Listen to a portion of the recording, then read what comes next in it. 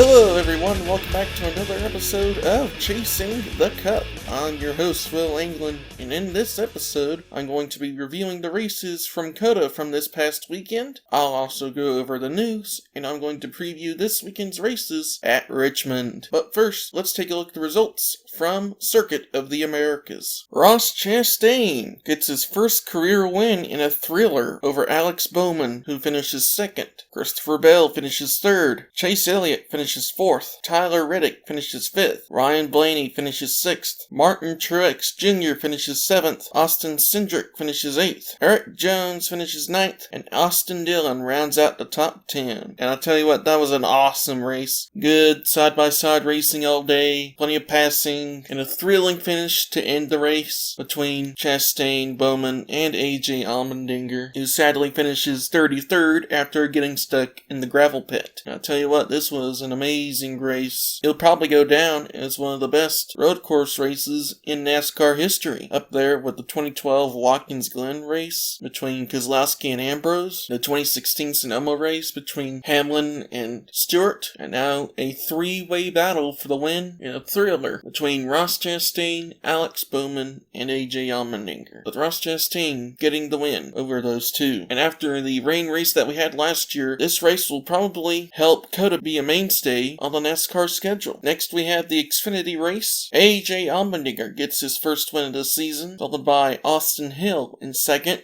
Cole Custer in third, Noah Gragson in fourth, Sam Mayer in fifth, Myatt Snyder in sixth, Brett Moffitt in seventh, Jade Buford in eighth, Miguel Paludo in ninth, and Sheldon Creed rounds out the top 10. And that race was good too. It was not as good as the Cup race or the truck race, which I'll discuss in a minute, but it was a pretty good race overall. And now for trucks, Zane Smith sneaks in to get his second victory of the season, followed by John Hunter Nemechek in second. Kyle Busch comes home in third after being involved in a three-way incident in the second to last lap. Ben Rhodes finishes fourth, Chandler Smith finishes fifth, Christian Eckes finishes sixth, Tyler Ankrum finishes seventh, Carson Hocevar finishes eighth, Stuart Friesen, who was also involved in that three-way incident, finishes ninth, and Grant Enfinger finishes 10th. Alex Bowman, who was also involved in that three-way incident, comes home in 25th. And the truck series was also really good, almost as good as the Cup race, and was way better than the Xfinity race, having as well a thrilling finish when three of the trucks got into each other, and that allowed Zane Smith to sneak through and get the win. But probably one of the menaces on the track was Chris Wright, who finished 15th. I don't know how many wrecks he was involved, but he was involved in a ton of them. He was constantly spinning out every 10 laps or so, or getting stuck in the gravel or something. 10 years ago we had Vickerism, now we have Chris Wrightism. How about that, huh? And sadly, after 2 straight weeks of Fords finishing in the top 10, that streak ended this week with only Zane Smith, the winner, finishing in the top 10. Tanner Gray ended up in 17th. Taylor Gray spun out, coming to the white flag, and ends up 26th. And Haley Deegan once again DNFs because of someone else's accident, because Jack Wood basically didn't hold the brake and backed into her. But she was not the only competitive driver to have a DNF. Sheldon Creed, the pole sitter, finishes last after breaking the drivetrain, and Matt DiBenedetto breaks a rear gear and finishes 31st. So we had some big competitors who would probably finished in the top 10. They all had problems that took them out of the event. And that's it for the COTA review. Let's take a look at the news. Jessica Friesen will return to the truck series once again at the Bristol Dirt Race and the Knoxville Race, driving for her husband in the number 62. Speedway Motorsports expects Cup to return to COTA. The race had a crowd in the vicinity of 50,000. The original contract was for 2021 with an option of this year, which they did extend, and in my opinion they should continue racing at COTA in the Cup Series. Next we have the TV ratings for COTA. Fox earned a 2.18 rating for the race with 3.731 million viewers. Compared to the 6th race, the numbers are merely flat, as that race was at Atlanta and had 3.768 million viewers. So maybe slightly below, but it's pretty much flat. Former NFL player Chris Long has been named the honorary pace car driver here at Richmond. NASCAR has given RFK substantial penalties for violations of safety sections 14.1 and 14.5, which are modifications to single-source supplied parts. Crew Chief Matt McCall for the number 6 has been fined $100,000 and has been suspended for the next 4 NASCAR Cup Series championship points events. The team has been assessed with the loss of 100 owner points and 100 driver points and 10 playoff points. RFK announced later that they will appeal the L2 penalty. In my opinion, this shows the drastic measures NASCAR has taken to make sure that the next gen will not fail. And this has probably been the biggest penalty that NASCAR has assessed since probably Spingate in 2013, where Michael Waltrip Racing was fined $300,000. But this is probably more substantial because of the 100-point penalties, including the 10-point playoff point deduction, which means that it's going to be hard work for Brad Keselowski to make his way into the playoffs, even if he wins to get his way in. If there's more than 16 drivers that make it in, then Keselowski will probably be the 17th man out. The Frozen Farmer, which is a Shark Tank backed creamery, will be sponsoring JTG Doherty's number 47, driven by Ricky Stenhouse Jr. Joey Logano will be running the Bristol Dirt Race in the Truck Series for DGR. Planet Fitness will be on board on the truck.